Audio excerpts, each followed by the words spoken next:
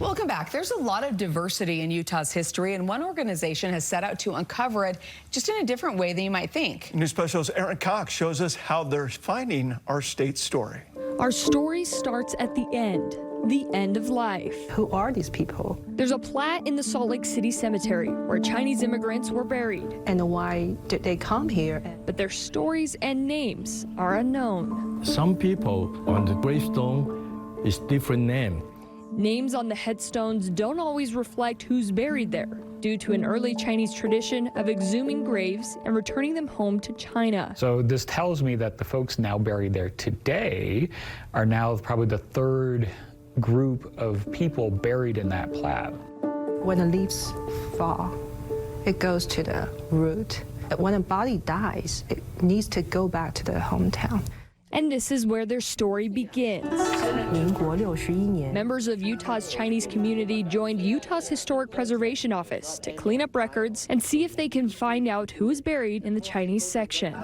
In this room with Chinese speakers who understand Cantonese, some only understand Mandarin, it's really an interesting discussion of what does every character mean. There are 3 different Chinese dialects they use to translate the tombstones. In Hong Kong, it's LAU. In China, it's LIU. I already said it's important to document what they look like on the stone, because that way will help us to hear maybe how you pronounce it in their original language. As they try to uncover the right name, they also face challenges with English records that don't always reflect the right spelling or even the right person. So now we had to change the English one. Some Chinese immigrants bought official papers under a different name to make the trip overseas. I want to dive into the lives of these folks. You know, how did they get here? What did they do when they were in Utah or the American West? How did they help shape what we know as Utah today through their lived experiences?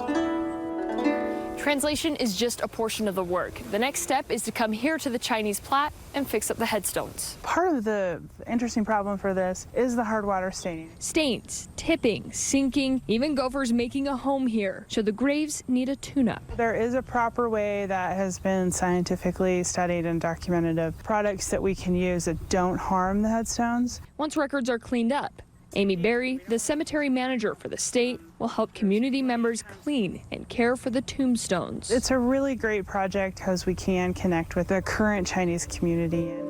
Bringing new life to the stories buried in the cemetery. All those people who had each an individual story, each an individual life that helped shape what we know as Utah.